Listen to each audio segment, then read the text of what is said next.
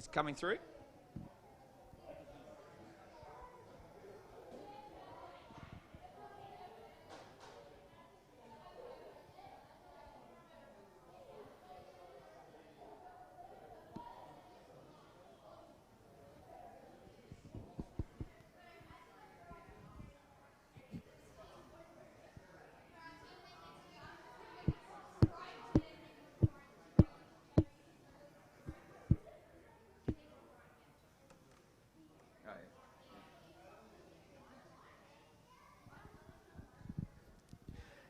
Okay, hello and welcome everyone. I think we've got about 6 viewers on the stream at the moment. So welcome to the South Australian launch of the VEX season. We're really excited. Bit of a mad rush, as you can imagine, always during the schooling period, but we're here and we're ready. We've actually got our practice going on in the background, so you might be able to pick up some of the sounds from the students. I'm going to be going through the season, a little bit about what's happening in terms of our event here in Pedare. I'm going to really contextualise it to South Australia and specifically the regional event that we're going to hold. So there'll be follow-up information delivered to you as well in terms of the email and the website.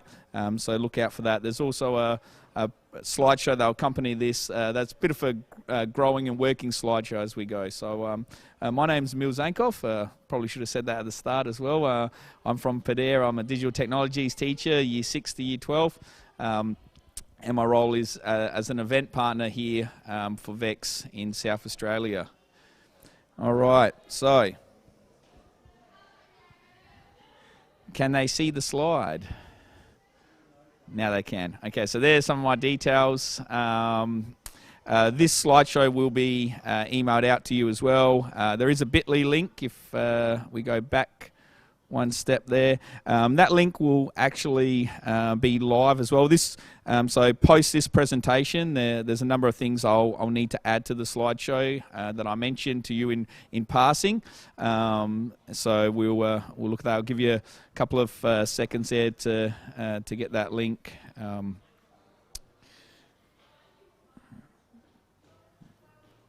Okay. All right. So the 2 challenges, Rise Above and Change Up this year. It's pretty exciting. We'll show you the fields today. We've got we've got a robot from our V5 team and also our IQ team if they haven't gone home yet. We'll show you what they look like. We'll talk again really specific to the tournament. So, all right, let's move on with the slides. If we can go to slide number 3. So in terms of COVID safe guidelines, everything that I'm referring to and how our policies and the protocols that we'll follow, etc., are sort of guided really by the RSCF Foundation. That's a really important component of this. So that website provides you with details on that. So, and the website's really a living, breathing document, constant changes. So at the moment, the schedule around the tournaments is for November and December of term 4, week 4, which is what we're looking at putting together. So that's where we're heading towards. Scrimmages, like I mentioned in the email, will also be happening. At the moment, in terms of indications from those that have returned the survey, it looks like we've got a very positive request for scrimmages, so we'll be putting those in place. If you're wondering about an email that you may or may not have seen or missed, and for whatever reason you weren't on the distribution list, there will be, obviously through this Google slideshow, links that will point you to our page. On slide 2 actually was our South Australian VEX launch page, and that is really where I'll be keeping a constant update. So to avoid the email spam, a lot of that information will come through the website. Okay, onto IQ. And I'm going to sort of try to make this presentation a little bit interactive. Got a few students maybe. Is there one at the back there with an IQ robot? And here he is. All right. Come on in, Nathan. Do you want to stand here? I might actually interview you a little bit. All right, so Nathan, you're a VEX IQ team member, obviously. How many years have you done VEX IQ? This is my first. It's your first year, and nervous, excited? A little bit nervous. A little bit of nerves. No doubt. You've been building this for a little while now. Do you see yourself making changes and modifications as you go? Yeah, like every day we come, we make at least one change to improve it. Fantastic. And you're working on an engineering notebook, I imagine. Yep. So what's the importance of an engineering notebook? So you can track what you do, and then you can actually win awards off of it. Okay, so that's something that's really important. This is a really good unscripted presentation, actually. So well done, Nathan. So what Nathan's referring to is an engineering notebook, which will you've got one back there as well. When we somewhere at the back, we perhaps bring that out and show what you've been working on in a second. Should we show a little bit about what your robot, I guess, in version 1 is able to do at the moment, and then talk a little bit more about the Rise Up Challenge? Yeah. All right. Okay, so how do you know where the robot's going to start? Well, it's the only 3-year space on the field, and in the manual there it says so as well. Okay, so again, what Nathan's referring to is the really important robot events and Robot Challenges website. Lots of details and points about the rules, etc., and lots of things like that. So in terms of autonomous, you guys haven't, not that I've seen yet. But you've got your drive controls running at the moment. All right. Do you want to give this a little bit of a burl and see how you go? All yeah. Right, off you go.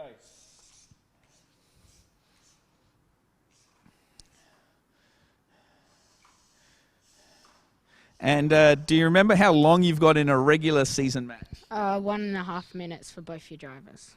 All right. So you've, you're close there. It's you got and you need 2 drivers, don't you? Yep. So you got a minute there, and then you've got to do an actual swap as well halfway through your match. All right. How are you finding the pressure off a live YouTube stream? Difficult. Yes. Don't worry. It's also challenging as well for me. But you're doing a great job here. And as a team, how many team members do you have? I think 6. 6 team members. All right. Everyone participating in their own way? Yeah.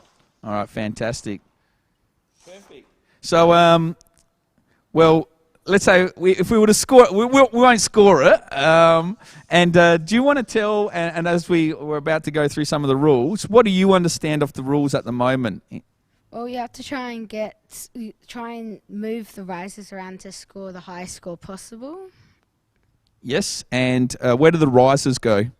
In the blue squares. Okay, so you're trying to make it's almost like a noughts and crosses type game. And have you started to think about strategy within your game? Not really. Okay, so that's something that your team will start to investigate a little bit later on. As a rookie team, there's lots to sort of consider, I imagine. Fantastic. All right, well, do you want to perhaps also maybe go grab your engineering notebook, and we'll show that as we go. Thanks a lot, Nathan. If I could give you a virtual applause from the audience, I'm sure they'd say you've done a fantastic good job. Yep, very good. Dad's in the background there. So couple of pointers there, and I guess a bit of a different type of flow in terms of presentation, what Nathan was referring to. Really important to get the students documenting their work as they go, especially for the VEX IQ teams. So in South Australia, we've got judges that come to our tournaments, and they're from various industries.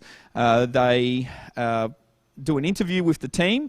This is both for V5 and IQ. There's an interview process, and as part of that, they look at and ask questions in terms of how the teams come together, how they've worked, in terms what have they put together in their design process and their engineering notebook. And so all of that makes up a team interview. And I mentioned to Nathan about the engineering notebook, which he's about to head off and grab in a second. The engineering notebook is actually the design challenge. And so that's a component where you've basically, throughout the season, documented your work, and you are looking at that process, and that's what really the judges are keen to see, that there's been development throughout. So across robot events and the event partner pages on the Google slide that you can see that is, like I mentioned, work in progress, you'll actually see me start to link directly to some of those rubrics that the judges use. You can find those, so they're not hidden or anything like that. They're under an event partner section. And so I would recommend all the coaches to actually print those rubrics out and show the teams in terms of what they're looking at. Any questions there that I've missed? My trusty sidekick. I think I can read it now. If it's Pedare partner with SA government for STEM-related outcomes such as this. Okay, so we're not in a direct partnership as such. We're a local school hosting tournaments and growing that in South Australia in combination with other teams. All right, come on in, Nathan. Real quick here with your engineering notebook. Okay, so do you want to hold that up to the camera there? You got any secrets you want to show, or any? Show us that page where. Yeah. Okay. And just give a second there to. All right. So that's the start of your design that you've put together. Yeah. Okay, and the next page. I think I saw Yep. There it is. Okay, and maybe. This one here. And what's that page demonstrate? Well, we got a picture of our driver train without the rest of it with the motors and the controller. And then down here, Oscar's written what we did on that day. So this was your very first start to IQ?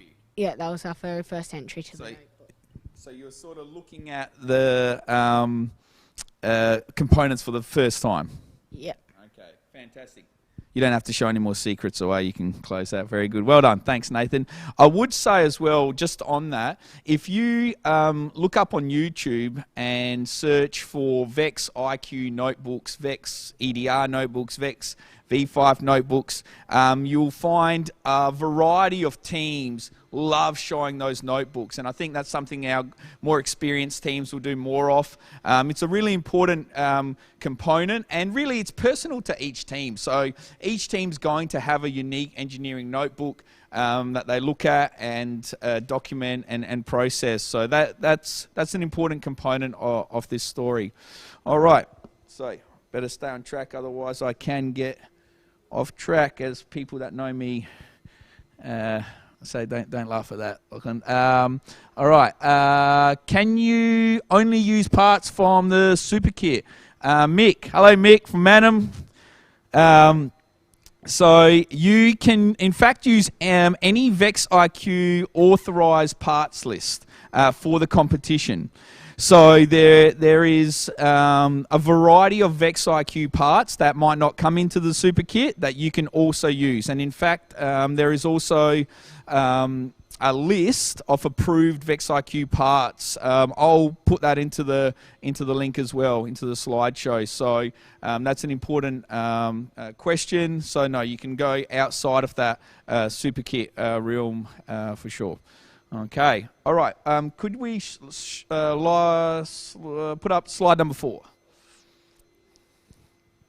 Thanks, Lachlan. So again, I'm not going to go into lots of PDFs and details, because this is really for the coaches and kind of your team members to really explore and go through. So what you'll see here is game overview and scoring, base riser, stacked riser. So what we're talking about is at the end of matches, etc., the way that scores are counted. And I will point you out to a component now on your mobile and on Chromebook, if it's Android app that all teams should really look at getting. It's called the VIQC Hub or the VRC Hub. These are Android and iOS apps. And again, I'll link out to these where they, in fact, give you a variety. They give you the rules and the manual for that season, which you can search, and it also shows you how the games, etc., are laid out. So if I show you, if you come back to the field, and just making sure I'm staying on track there as we talk about Rise Above. So, in fact, this, I don't know how well this will look. Cameraman will love this. This is like totally against the... So you can see there, how's that looking on the screen? So that's the VIQC Hub. And you can see there on the top is Rise Above. I'm going to click on that little bit there. And there, sorry, there we go.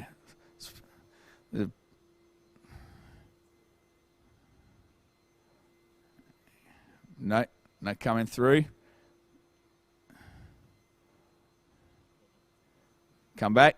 It's there. I promise you, it's there. I'll show you the links. It's a fantastic manual. Give you all the scores. So on here, in terms of scoring, etc., the maximum that you can score is a 3-stack.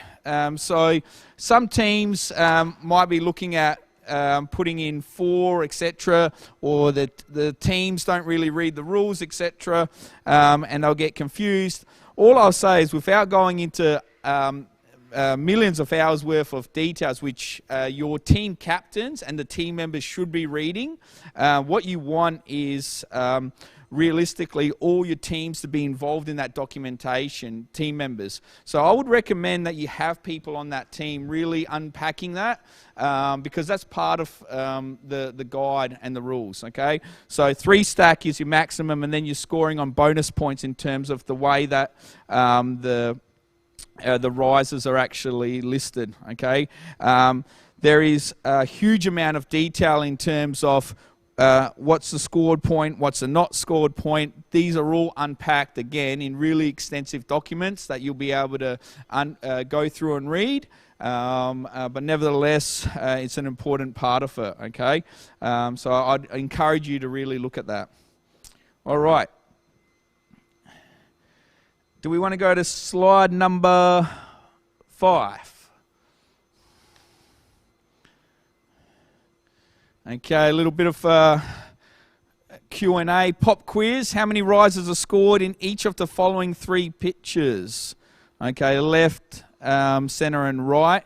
And you can see here sort of roughly the points there. And there's a correct answer in the bottom right. So...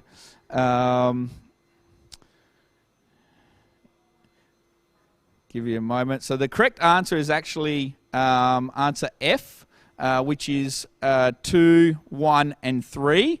And you can see there on the left, far left-hand side one, 2 risers, and that top one sort of buckled over. So that's a 2. Then you've got one in the middle there, which is the bottom one. So that only counts for 1, even though there's a correctly scored top one. And then you've got the one on the right hand side, which has got a whole bunch of risers, but the maximum score is 3. You know, lots of these additions and clarifications I will email out, I'll update on this slideshow and the website. Okay, next slide, if you can, Lockie. All right, just another little pop quiz there. Assume the robot is touching the bottom riser. How many risers are scored? Okay, so assume the robot is touching the bottom riser. How many risers are scored? You can see the correct answer down there is in fact D, which is 0. So your robot cannot be touching any of those risers for that to occur. Okay. So that's an important part. All right, let's go to some questions that I might have missed. Hi, Emil. Hi, David. Hi, Mick. Understanding. Excellent. Yep. Great. Thanks, Tom. All right. Some clarifications there. Okay, we're going to move to the V5. And in fact, I'm going to call the team over. And they're just getting ready there as well. It might be coming in. We've got a chat as well, which we'll go through. If you've got any questions, feel free to ask. Tournaments are scheduled across the day, realistically. So we start in the morning for team check-in, and it'll run all the way through most of the day. A lot of these things are tentative in terms of at the moment the timings, but that's a normal tournament that we'll schedule.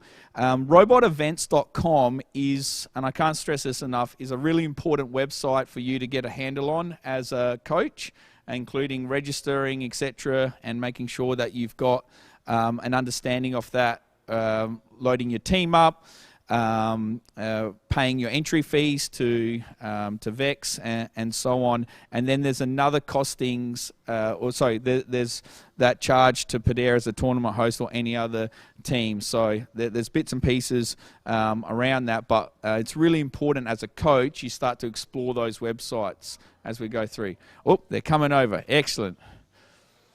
They're going the long way, driving the robot. That's all right. So we're going to switch across to V5 and give that half an hour off our time. We spoke a little bit about IQ.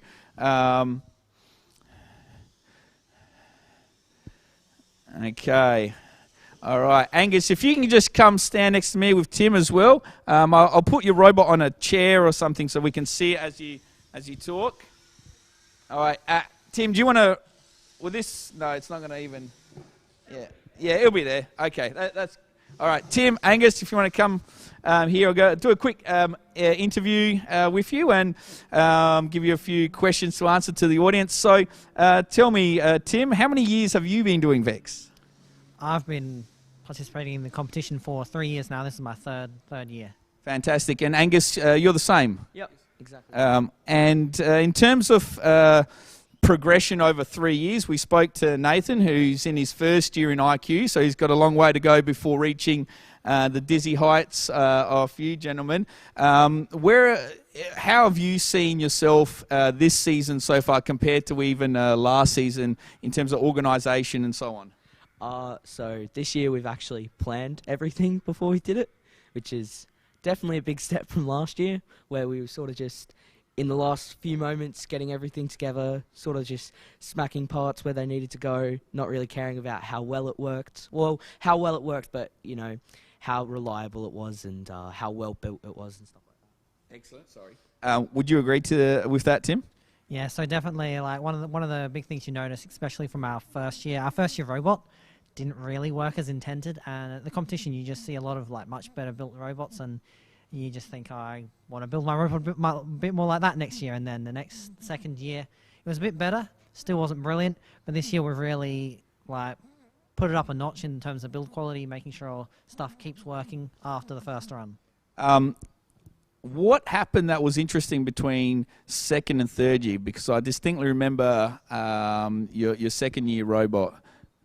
Well, we sort of knew what we were going to do from the get-go. So rather than sort of just coming along, making stuff when we thought we needed to make stuff, or not really having a clear direction of where we wanted to go, we started out by actually planning our robot, and we knew what we wanted it to achieve, and we knew how well and how quickly we wanted it to achieve it. So by planning, we made it a lot quicker and with a lot more build quality, and yeah. Fantastic. These two gentlemen have been in the program, like I said, for 3 years, both, I think, tracking into various STEM-based fields going forward. But without further ado, let's reveal a bit of your robot and maybe pop it on the field and see. They said they haven't tested. So they've... And obviously they're iterating all the time, making different changes and adjustments. The robot, as we see it now, as Angus is driving it, what type of drive base are you using here, Tim? Oh, we've got a Holonomic X drive here on our robot. As a driver, how does that make you in terms of movement and around the field, etc.? So it's a lot easier to turn. We can maneuver a lot easier than other teams. So we can go, we can turn on the spot relatively easily. We can go side to side like that. We can go forward. We can go forward on an angle, back on an angle. So we've got a lot more maneuverability than other teams do, which makes it easy to get around the round goals. We've got a number of rookie teams watching this stream for the first time. You're not obviously expecting a rookie team to build a robot such as this. We just changed our top roller, so we weren't sure if it was going to work, and it looks like it's decided not to work. So that's okay. It's a live demo. Yeah. So explain the ratchet. So we've got one torque ratchet at the back, which is controlling this hatch back here, allowing it to open and close. But once it reaches a certain limiting point, it will ratchet there. So the gear that we've got on the robot will spin, but the shaft that it's on will not spin. So it only spins when there's no force being. So once you reach a certain amount of force against it, it will start ratcheting around the shaft. Fantastic. So we've got the other dual ratchet system at the front, which I think Tim could explain. So we've got a dual ratchet system at the front, which basically... Maybe bring the robot around where Lachlan can sort of zoom in on it and give it a whirl, and then just hold it still. No, leave it in the field, but just maybe bring it to... Yep, there. You want it around the other way, because the ratchet's on the other side. Yeah, so they can see the ratchet. Yep. This is my first time driving with the whole in the head. So yeah, do you want to explain that? So basically, with our dual ratchets on the side there, you can point to it. Yep, I'll follow you. very simply, they just allow for the rollers to always spin forwards while the motor at the back changes direction. So this really just allows us to use the one motor to drive the little hatch at the back as well as our rollers, because with only one motor driving the rollers, they're just not fast enough. They don't have enough power, and it's really a waste of a motor to have one entirely for the hatch. So we've just kind of got a way that we can use that one motor to do two things. Fantastic. And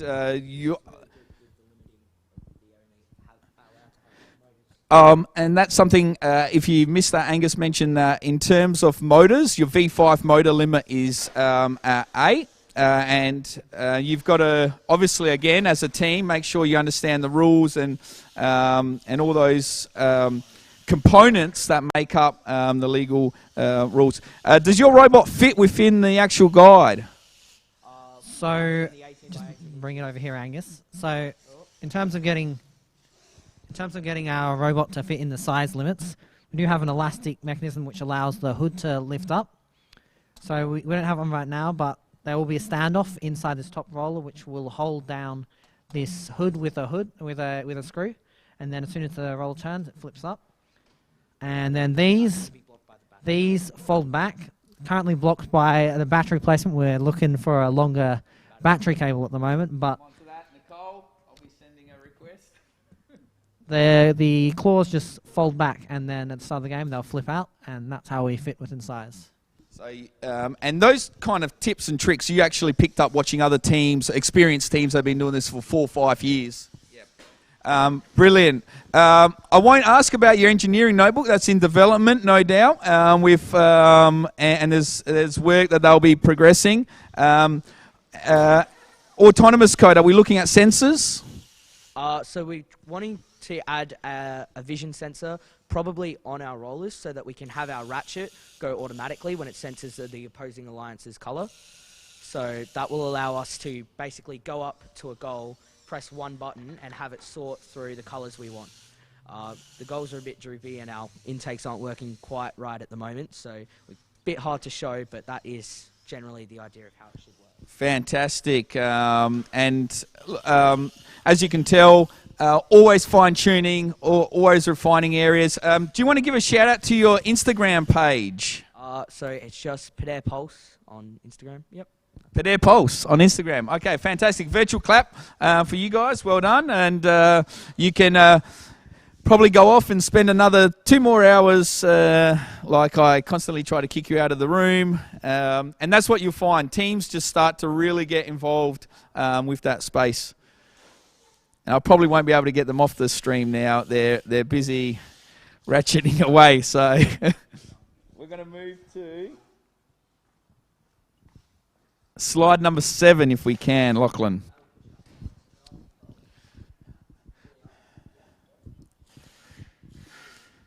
All right. So you can see here again, very briefly covering a few areas in terms of V5, starting a match prior to each match, and looking at things like that. So we've got here robots must be contacting their home zone, not contacting the grey foam field tiles outside of the Lions' home zone, not contacting any balls other than the preload. So you're allowed to preload, which means that you're allowed to, you basically place a ball with your robot and not contacting any other robot.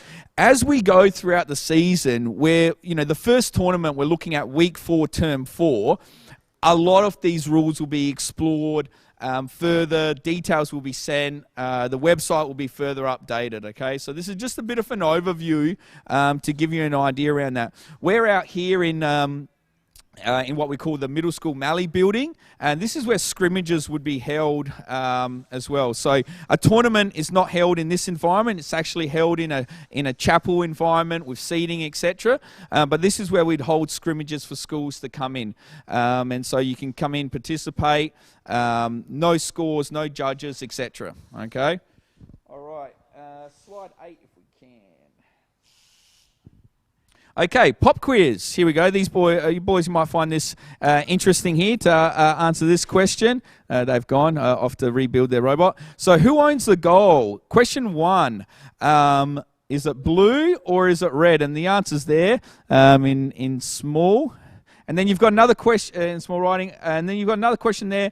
How many blue balls are scored? Okay, so it's a double question there. You think you know?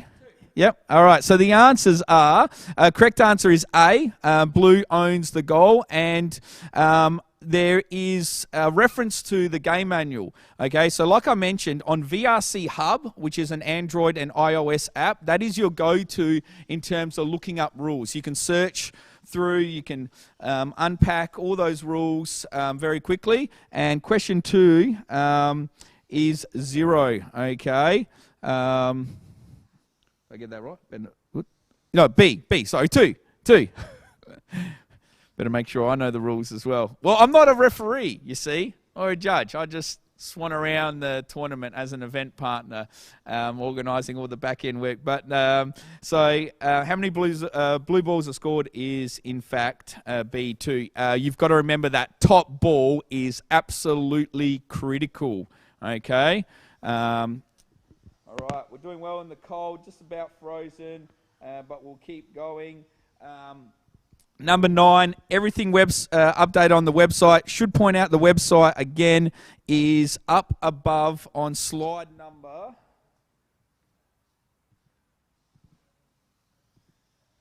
Slide number 2. Slide number... yes, slide number 2. And it's there, South Australian VEX Pedare tournament page. The link's there if you've got the bit.ly, and they'll be updated constantly. Okay, so really important. In terms of VRC and also IQ, one component I haven't spoken to about is the robot skills, which, you know, normally what you think about when you look at IQ and V5 is team-based, which it is. But then there's this component around robot skills where teams actually compete individually for an individual score based on their autonomous code, based on their driver skills. So this year, we'll definitely be looking at running some skills tournaments, and there's... I know my good friend there, Tom, down at Pembroke, will be working busy with me to offer that component to teams, where you come in as a team, you're basically challenging yourself, and you're putting together a robot skills score. Okay, so a little bit different to a normal match, and more to be explained. Got a question.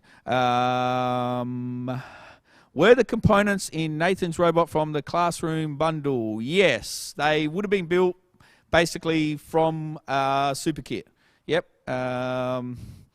Excellent work. You should be proud of your achievement. Navy builds for the engineering. Okay. Oh, fantastic. All right. Thank you, Ridian 8080. I'm not sure who that is. No, thanks for your comments. So robot skills are an important component around that, and we'll be looking for that. On another note as well, on the website, you will see that there is a call out for judges and referees and volunteers, extremely important in terms of running the event.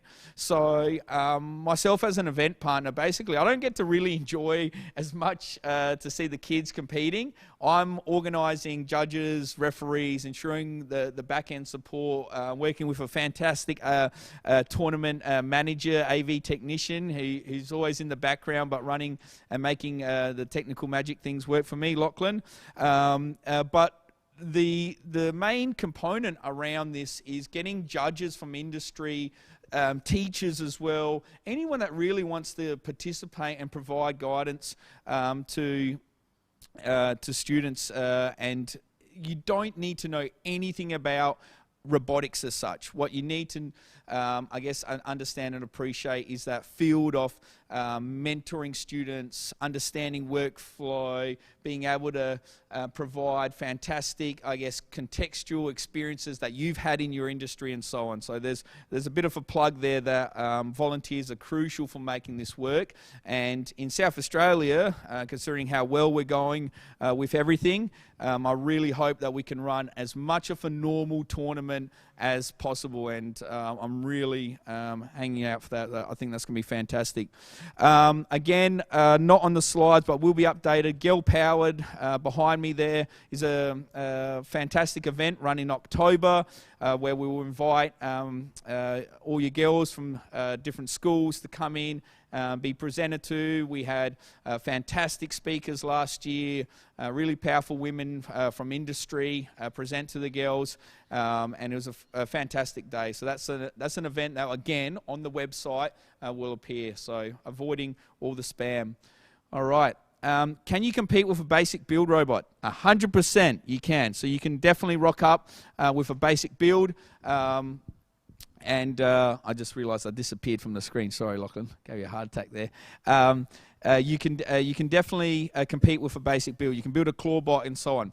One thing I should point out is VEX have fantastic builds already set up for students. So you can Google VEX IQ builds, VEX V5 builds, and you will see instructions in PDF to get students started. And most students who are rookie teams will start from that point, okay, and then they'll build from there. So that's a really important part of this journey, is to realize there's lots of support materials. Like I mentioned, Robot Events is your friend, education.vex.com is your friend. All these links, which you've no doubt found yourself, will grow and will provide. Okay, so those guys there that you met with that ridiculous robot now, they started with a claw bot with their first robot, which was in fact an EDR Cortex. Okay, just as we go through.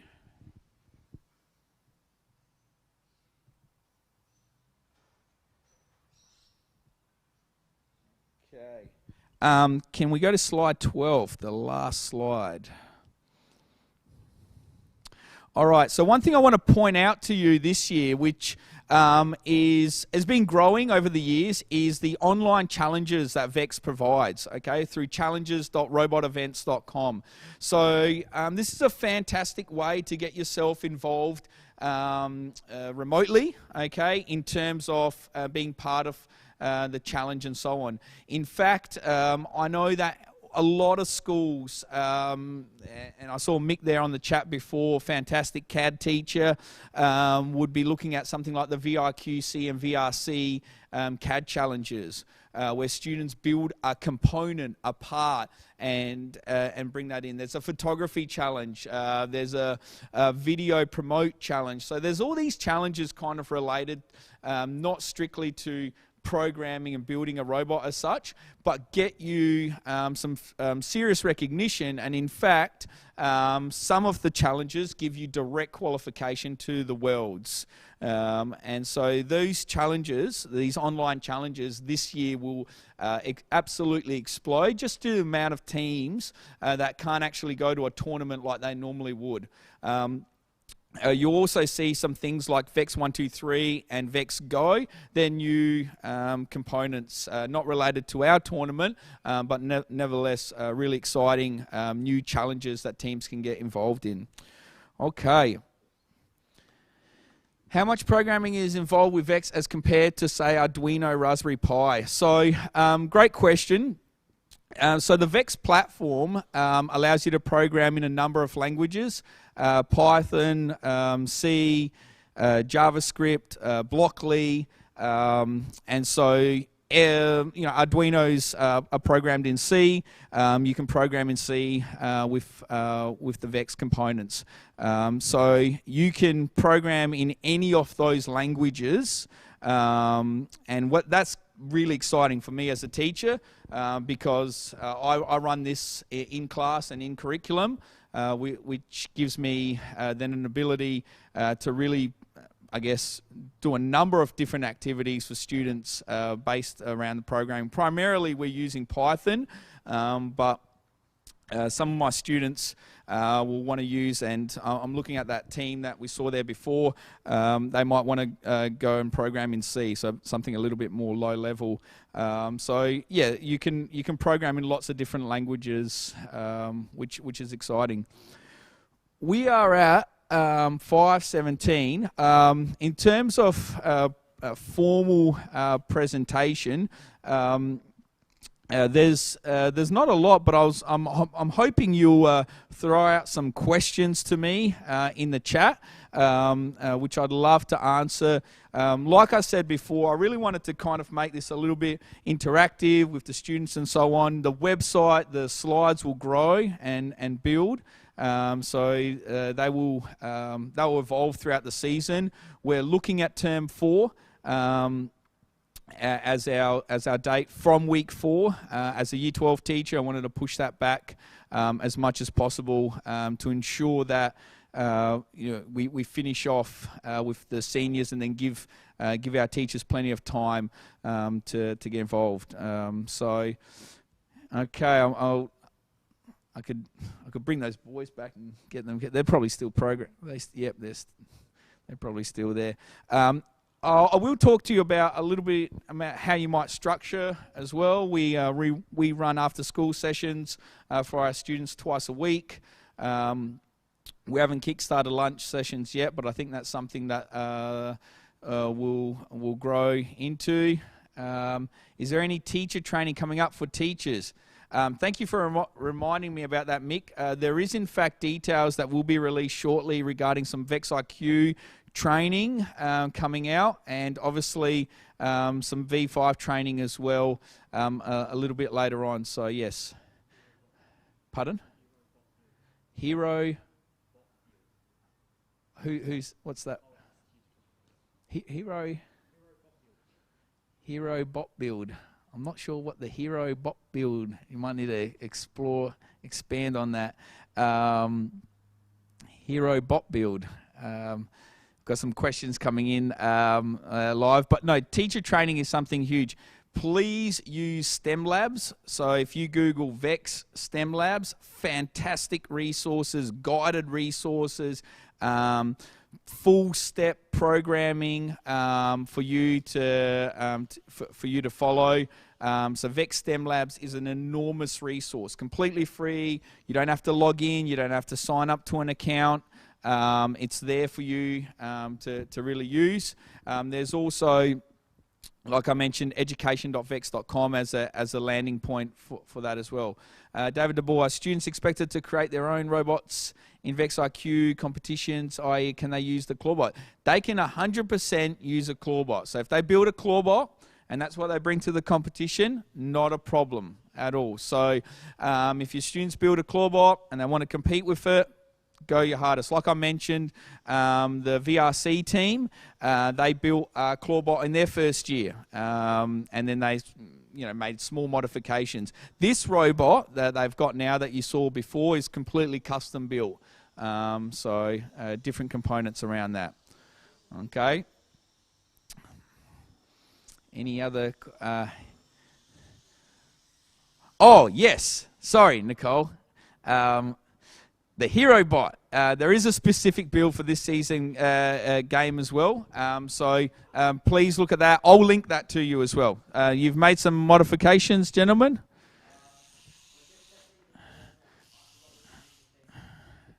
I'll take some more questions as we go.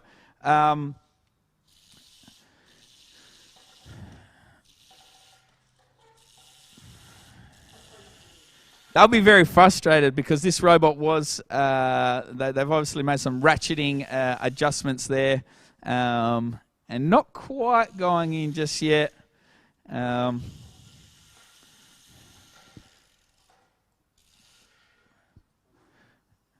You get any other questions coming through?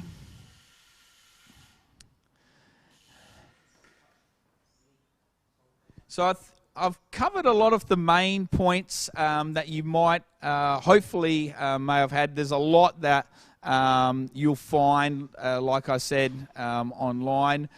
For me, looking at the Robot Events event partner page as a coach was very, very useful. I mentioned the rubrics that you should be looking at. So they're all available. So none of this is hidden.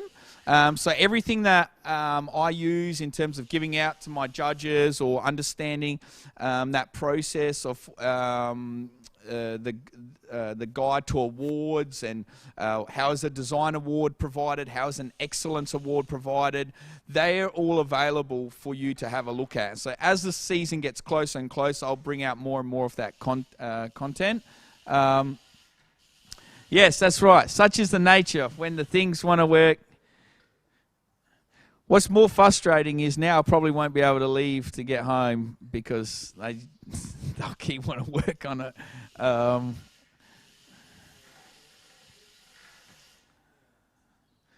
What do we think the problem is, gentlemen? It's this. It's not speed. Okay, so this will be good in your engineering notebook. A little bit of adjustments and the things that work and don't work. Yes, they'll be something that you include definitely. So and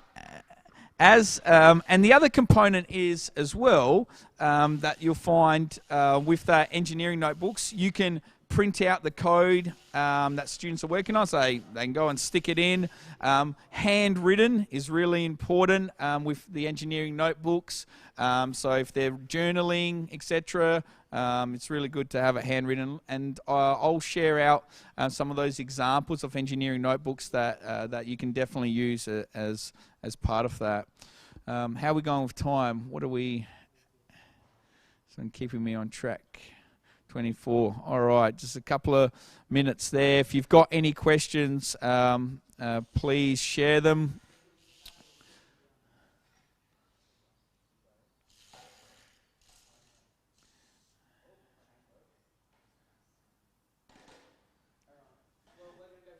All right, so they're going to go fix things. Fantastic. Great sports, showing your robot. Remember, Pedare Pulse, you can have a look at their progress on there, on the Instagram page. They Pedare_Pulse. Okay, and that's right. Brilliant. All right, thanks, Nicole. Yep, it was a quick way to introduce myself to some of you who I haven't met. It's been a ridiculous year in South Australia, across Australia, the world, obviously, but we are tracking extremely well. Like I mentioned, I can't really give you an exact firm date. I'm looking for your responses from that email, which I will include the Google form off the website in the next half an hour once I get off here. which will allow you to fill out your preference. So if you didn't get an email from me about this event, please have a look and you'll see a preference come up. Is there any indication from students if they're wanting to pursue a career? Yes, those two in particular. Oh, wait a minute. Now the questions are coming. Can you practice without a field or buy individual field components? So you can definitely practice without a field. You can actually buy the field components on their own. So you can buy the balls, etc., on their own. The risers, I'm a little bit caught on guard of that. I'll find that question out. Is there any indication? Yep, so they definitely want to. Just wants me to mention the new team guide. Yes, so we will link out to the new team guide, which provides more and more information for you. Basically giving you, RECF have done an amazing job in terms of guidance for teams, and especially for me and as event partner in terms of all the potential things I need to look out for in this changing tournament. So I will send that out as well. And yep, we'll include a question like that in the survey. What we want to do is capture, there's a number of us now with alumni students coming through. So we'll be looking at putting them in a pool and helping us out with coaching and mentoring as they graduate. Those two boys are in year 11, so they've got a couple more years. But they'll probably be looking at mentoring next year, to be honest, as well. So... Yep. All right. Lots to, I guess, link out. Keep you coming back to the website. There'll be that form, like I mentioned, which gives you basically a preference.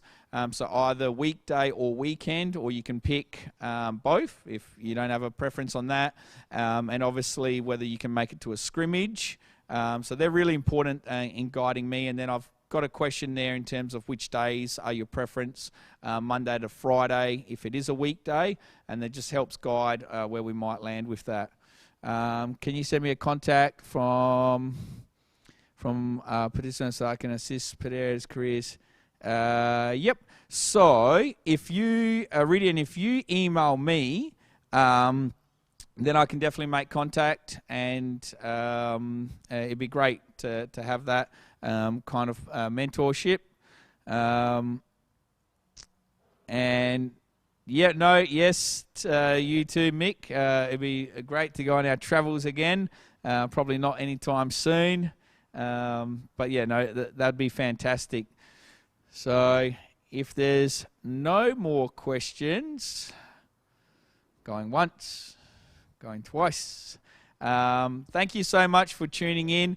A bit of a hectic launch, as you can imagine, as we got started. But I hope just having a few of the students, showing some robots, briefly pointing you to the website, and making you excited as I am that the fact that the tournaments here in SA are going ahead, which is really the big news. So I'm pumped about that. And I really look forward to welcoming you all here, and look forward to a fantastic season. So thanks again, and we'll be in touch.